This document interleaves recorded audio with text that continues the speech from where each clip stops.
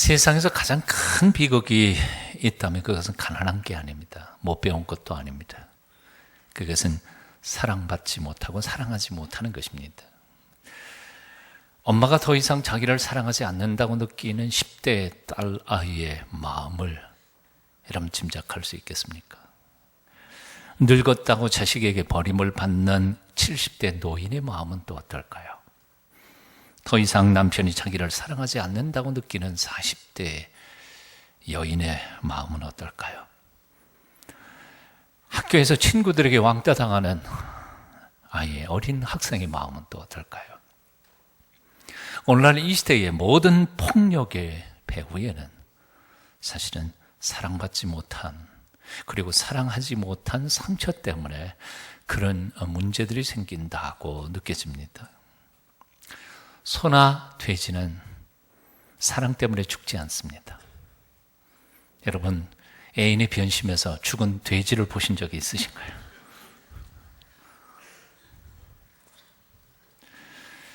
하지만 적어도 사랑받기 위해 태어난 사람, 그리고 사랑함으로 삶의 기쁨과 희열을 느끼는 우리네 인생들은 사랑받지 못하면, 그리고 사랑할 수 없으면 최대의 절망과 아픔과 고통을 느끼기도 있습니다. 그래서 심지어는 죽을 수도 있는 것이죠. 바로 이런 점에서 가장 악한 죄는 살인이 아니라 사랑하지 않는 것일 것입니다. 사랑해야 할 사람에게 무관심한 것입니다. 따뜻한 눈길 하나면, 따뜻한 말 한마디면 오해와 아픔이 다 눈 녹듯이 쓰러질 텐데에도 비정한 마음으로 차가운 눈빛으로 사람에게 대하는 것, 이것이야말로 가장 큰 죄악이라 생각합니다. 로마서 1장 후반부에 보면 하나님께서 장차 심판하실 타락한 마음들 중에 눈에 탁 띄는 마음이 있습니다. 무정한 마음이라고 표현하고 있습니다. 디모데후서 3장에도 고통당하는 말세의 특징 중에 한 가지 나오는 게 있죠. 무정한 마음. 오늘날 이 시대에 정말 무정한 마음들이 너무 군대에서도요, 그리고 학교에서도요, 심지어는 가정에서도요, 그렇게 무정할 수가 없어요. 어떻게 자식을 그렇게 내버려 둘 수 있을까요? 무정한 마음이란 차가운 마음입니다. 인정 없는 마음입니다. 남을 향한 따뜻한 사랑을 잃어버린 마음을 뜻합니다. 다시 정리하면 이렇습니다. 이런 점에서 볼 때 이 세상에서 가장 큰 비극은 사랑하지 못하고 사랑받지 못하는 것이고, 이 세상에서 가장 큰 죄악은 무정한 마음, 사랑하지 않고 인정머리 없는 마음으로 차갑게 곁에 있는 사람들을 대하는 것, 이것이 가장 큰 죄악일 것입니다. 그래서 사도 베드로는 보배로운 믿음 위에 우리가 쌓아야 할 수많은 덕목 제일 꼭대기 위에 사랑이라고 소개한 것입니다. 지난 몇 주 동안 우리가 배웠던 이 본문 말씀 함께 복습하는 셈 치고 함께 같이 읽어보시도록 하겠습니다. 베드로후서 1장 5절부터 7절까지입니다. 함께 읽습니다. 시작. 이러므로 너희가 더욱 힘써 너희 믿음의 덕의 지식의 절제를, 절제의 인내를, 인내의 경건을, 경건의 형제 우애를, 형제 우애의 사랑을 공급하라. 사랑은 신앙생활의 최고 봉입니다. 그 이상 더 가는 게 없습니다. 사랑보다 위대한 진리는 없습니다. 사랑보다 위대한 봉사나 섬김도 없습니다. 사랑보다 더 위대한 아름다운 헌신도 없을 것입니다. 빨간 안경을 쓰고 세상을 보면 세상이 빨갛게 보이고, 파란 안경을 쓰고 세상을 보면 파랗게 보이는 것처럼 미움의 눈으로 보면 세상이 모두 다 추하고 더럽고 악하게 보이지만, 사랑의 눈으로 보면 세상은 모든 것이 다 아름답게 보입니다. 동의하십니까? 그래서 사랑하면 아름다워집니다. 사랑하는 사람은 힘이 나고 활력이 솟고 세상 살맛이 납니다. 사랑하면 예뻐집니다. 하지만 사랑하지 않으면 맥이 빠지고 세상 살맛이 나지 않습니다. 그래서 사랑이란 단순한 인간적인 감정이 아닙니다. 느낌이 아닙니다. 사랑이란 삶의 활력이고 힘이고 생명입니다. 옆에 있는 사람 얼굴 한번 쳐다보시면서요, 그냥 멍청한 빗나간 동태 눈빛처럼 보지 마시고 사랑의 눈빛처럼 옆에 있는 사람한테 참 기쁘게 사랑합시다 하고 인사합시다. 옆에 있는 사람 얼굴을 보면서요. 저 보지 마시고요. 옆에 있는 사람 얼굴 쳐다보시고 사랑합시다. 한번 따라해 보시겠습니다.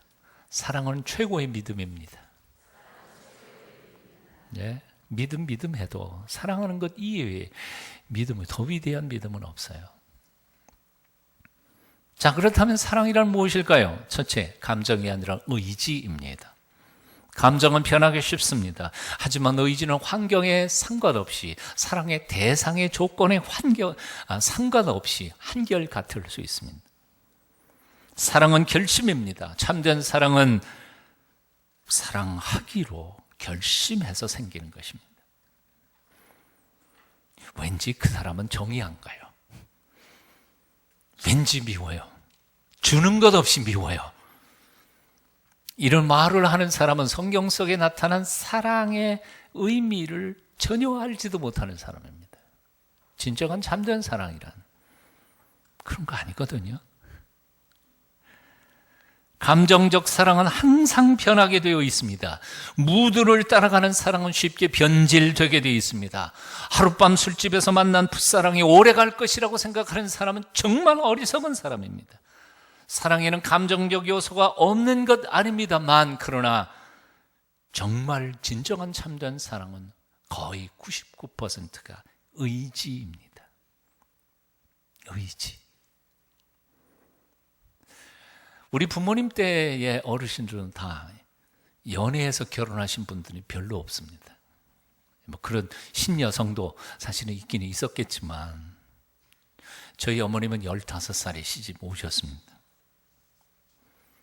그런데 제일 먼저 우리 아버지를 본 때가 언제냐 하면 결혼하는 날 이렇게 보고 처음 보신 거예요.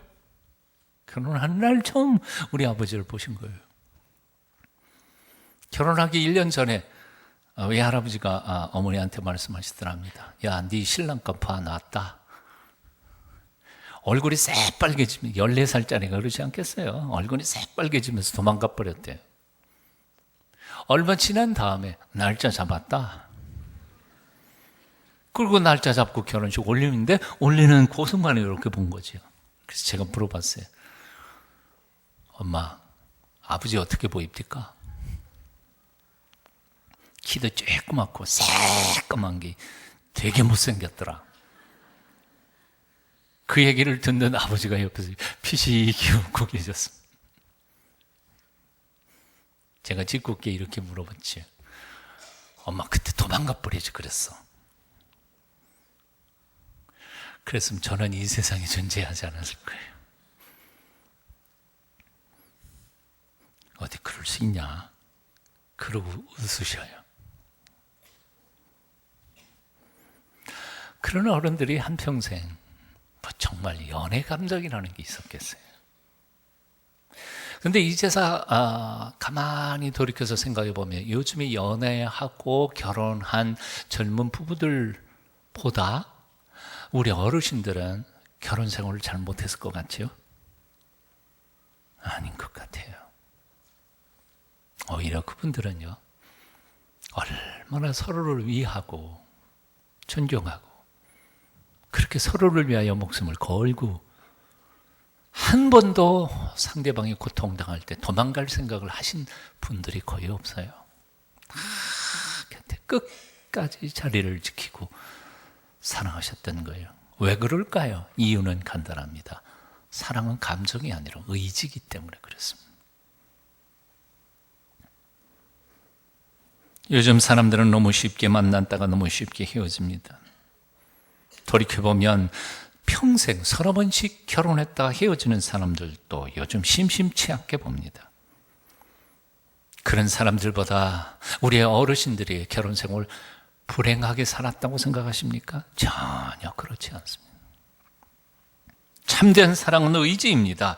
사랑하라고 명령하신 하나님의 명령 앞에 순종하는 순종의 행위가 바로 사랑입니다. 그러므로 사랑하십시오. 조건 따지지 말고 사랑하십시오. 이유 대지 말고 그냥 사랑하십시오. 사랑하라 했으면 사랑하는 겁니다. 그럴 때 진정한 참된 사랑이 생기는 것입니다. 믿으세요? 이것이 바로 믿음으로 사랑하는 비결입니다. 믿음으로 사랑하는 비결. 사랑은 두 번째로 행동입니다. 사랑은 명사가 아니라 동사라고 했습니다. 저희 청년 시절에 저에게 거의 엄청난 감동을 주셨던 김중건 목사님, 그분은 노래처럼 항상 이렇게 불렀습니다. 종은 울리기 전까지는 종이 아니다. 노래는 불리기 전까지는 노래가 아니다. 사랑은 사랑하기 전까지는 사랑이 아니다. 고린도전서 13장 4절 이하는 사랑에 대하여 구체적으로 이렇게 정의하고 있습니다. 사랑은 오래 참고 사랑은 온유하며 투기하는 자가 되지 아니하며 사랑은 자랑하지 아니하며 교만하지 아니하며 무례히 행치 아니하며 자기의 유익을 구치 아니하며 성내지 아니하며 악한 것을 생각지 아니하며 불의를 기뻐하지 아니하며 진리와 함께 기뻐하고 모든 것을 참으며 모든 것을 믿으며 모든 것을 바라며 모든 것을 견디느니라. 이 사랑의 정의 중에 단 한마디도 철학적 개념, 컨셉이 없어요. 명사가 없어요. 추상적인 의미가 없어요. 다 행동으로, 동사예요. 그야말로 사랑한다면 움직이는 것이고 실천하는 것이고 구체적으로 뭔가를 하는 것이 바로 사랑이라는 것이지. 요한일서 3장 15절 이하에서 이렇게 말씀합니다. 그 형제를 미워하는 자마다 살인하는 자니 살인하는 자마다 영생이 그 속에 거하지 아니하는 것을 너희가 아는 바라. 그가 우리를 위하여 목숨을 버리셨으니 우리도 이로써 사랑을 알고 우리도 형제들을 위하여 목숨을 버리는 것이 마땅하니라. 누가 이 세상 재물을 가지고 형제의 궁핍함을 보고도 도와줄 마음을 막으면 하나님의 사랑이 어찌 그 속에 거할까 보냐. 자녀들아, 우리가 말과 혀로만 사랑하지 말고 오직 행함과 진실함으로 하자. 사랑이 말이 생각이 아니라 행동과 실천입니다. 이런 이유 때문에 사실 구체적으로 실천적으로 사랑한다는 것은 어쩌면 그냥 마음속으로 필링으로 감정으로 사랑하는 것보다 아프고 힘든 것입니다. 사랑, 참된 사랑은 사랑하는 이의 잘못을 무조건 감사하는 것이 아닙니다. 사랑하기 때문에 사랑하는 이를 아프게 할 때도 있다는 것입니다. 어쩌면 사랑처럼 아픈 것이 또 없을 것이라고 생각이 듭니다.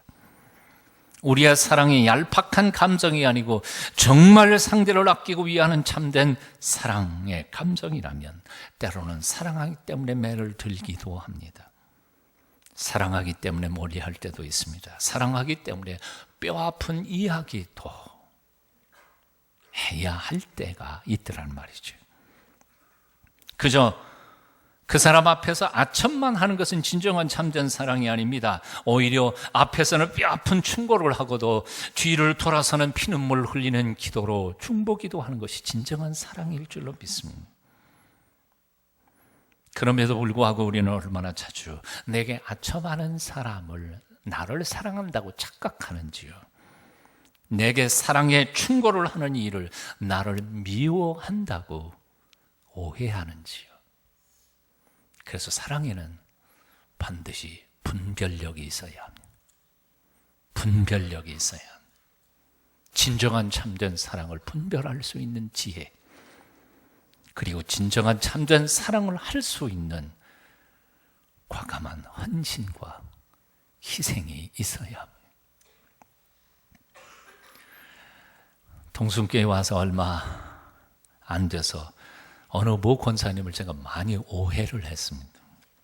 연세 많으신 늙으신 어머님 권사를 들들 볶습니다. 거의 80 넘어 90이 가까이 다 되는 할머님 권사님을 그냥 집에 가만히 못 있게 끌어내요. 그리고 끌고 다녀요. 새벽기도도 끌고 오고.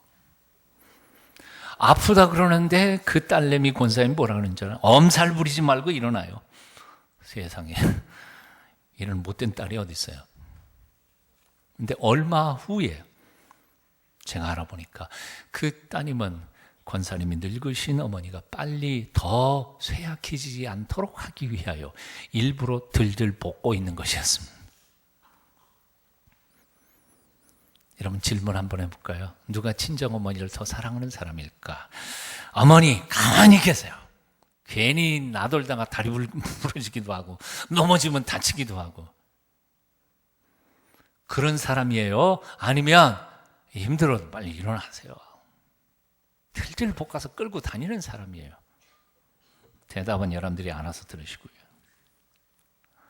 성숙한 부모는 자식에게 매를 줄 줄 압니다. 철이 든 자식은 부모의 아픈 매에서 오히려 그 사랑을 깨닫습니다. 그러므로 사랑하는 여러분, 달콤한 아첨에 속지 않으시기를 바랍니다. 오히려 사랑하는 이의 매와 충고에 기뻐하며 그것에 자기 자신을 성숙시켜가는 하나님의 사람들이 될 때 하나님께서 우리를 통하여 영광 받으실 줄로 믿습니다. 사랑은 말이 아닙니다. 아프지만 행동하는 것입니다. 마지막 세 번째로, 그렇기 때문에 사랑은 우리의 본성으로만 할 수 있는 거 아닙니다. 한번 따라해 보십시다. 예수님의 사랑으로 사랑하라. 우리는 우리의 힘으로나 재주나 노력으로는 절대로 남을 사랑할 수 없는 사람들입니다. 심지어는 남편조차 아내조차 내가 낳은 자식놈조차 내 의지와 감성만 가지고는 진정으로 사랑할 수 없는 사람들입니다. 왜냐하면 우리 인생들은 본질적으로 이기적이기 때문에요. 본질적으로 자기중심적이기 때문에, 본질적으로 계산적이기 때문에 그렇습니다. 미숙한 부부가 부부싸움 할 때 제일 먼저 등장하는 레퍼토리가 뭔지 아시죠? 뭐예요? 다 했으면서 모르는 척. 내가 당신을 위해서 얼마나 희생했는데 당신이 나한테 해준 게 뭐야? 그러지 않았어요? 예, 우리 동순교회 교인들은 그러지 않았나 봐요. 참 아멘이에요. 상대방이 내게 해준 거, 내가 상대방에게 해준 거, 요거를 딱 저울질하면서 내가 한 거에 비해서 상대방이 내게 더 많은 것을 해줬다 그러면 행복해지고 고맙고, 대신 내가 손해봤다 그런 거 생각하면 억울해하고, 이게 무슨 부부간의 사랑이냔 말이에요. 그건 진정한 사랑 아니잖아요. 부모의 사랑에 가장 변질되는 순간이 언제인지 아세요? 이놈의 자식아, 내가 키울 때 얼마나 돈 많이 썼는 줄 아냐? 근데 한 달에 용돈을 요만큼밖에 못 가져와? 벌써 부모의 사랑, 그 성숙하고 고결한 사랑이 거기서 변질되기 시작하는 순간이에요.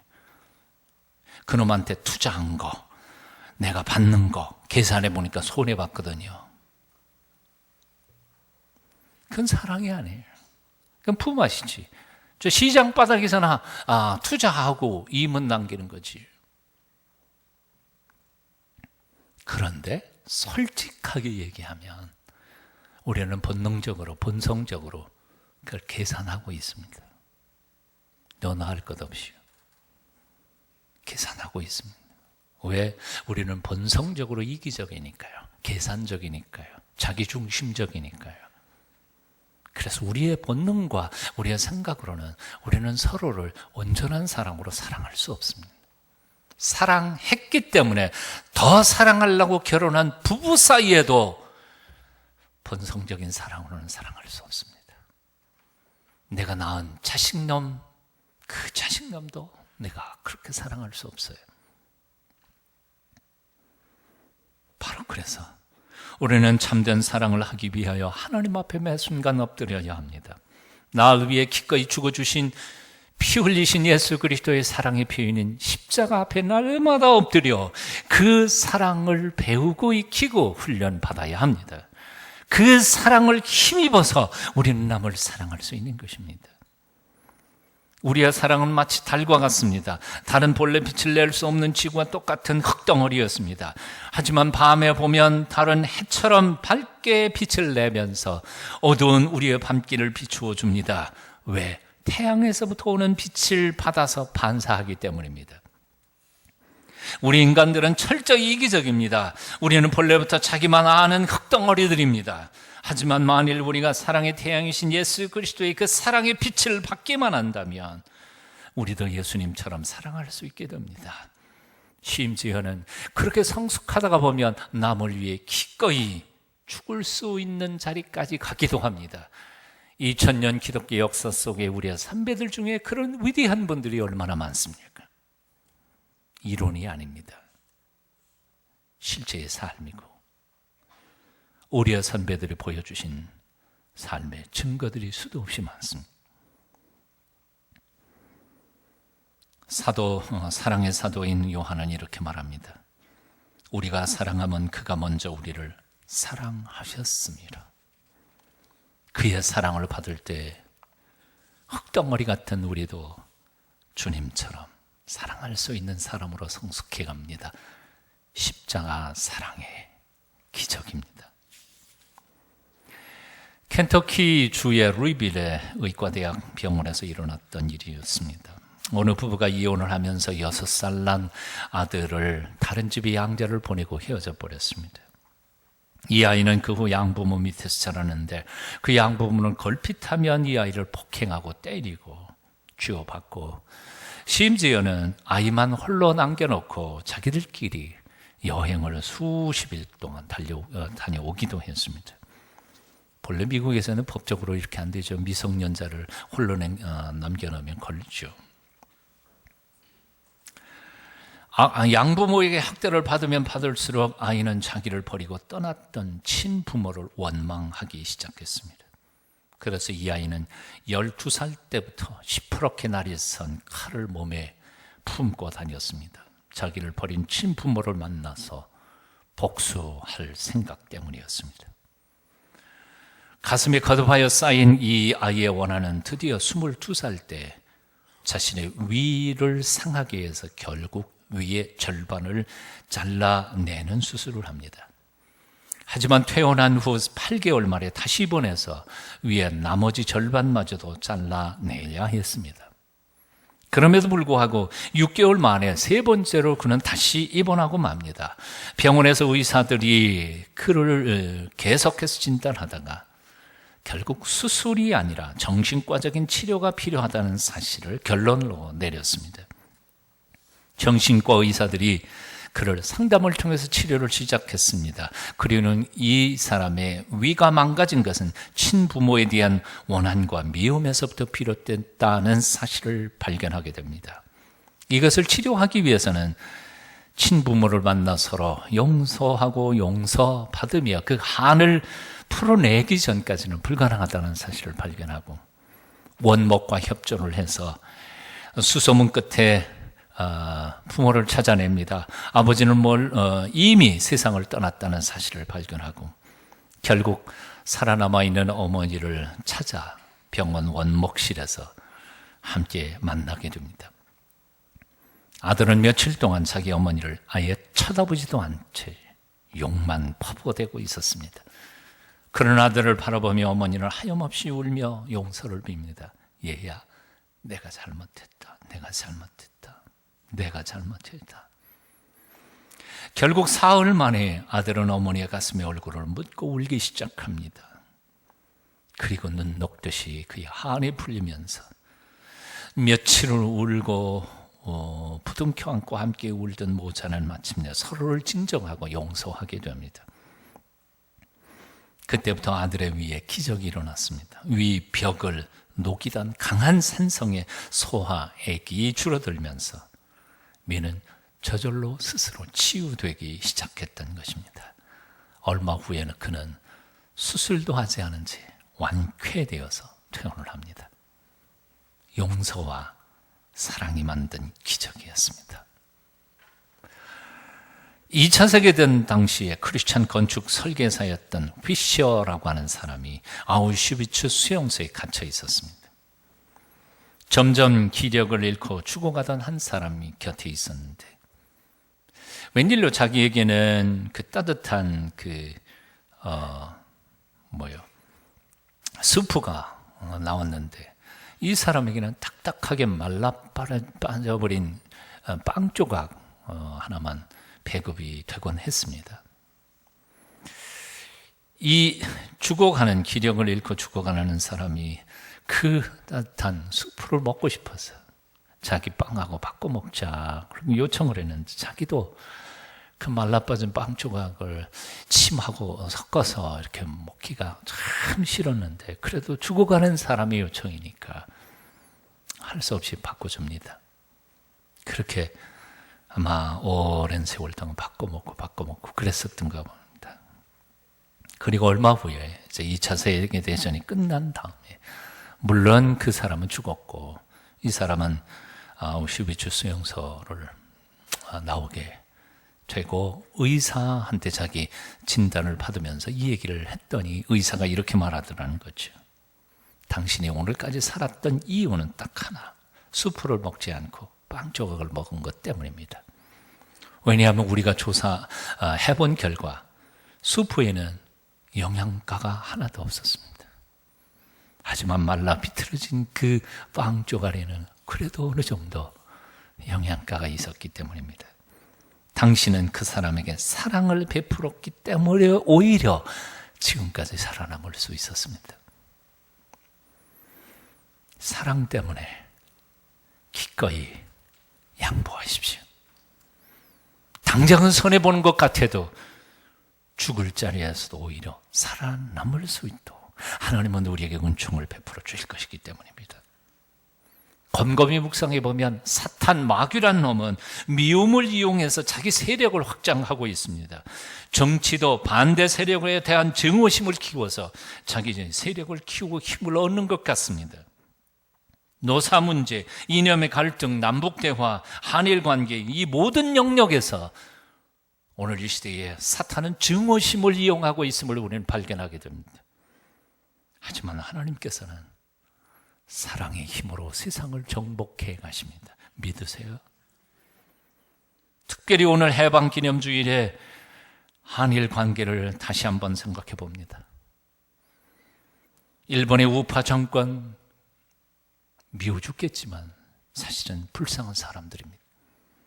아베 미움을 증폭시켜 자신들의 생존력을 높이려고 하는 발버둥이 아닐까 생각해 봅니다.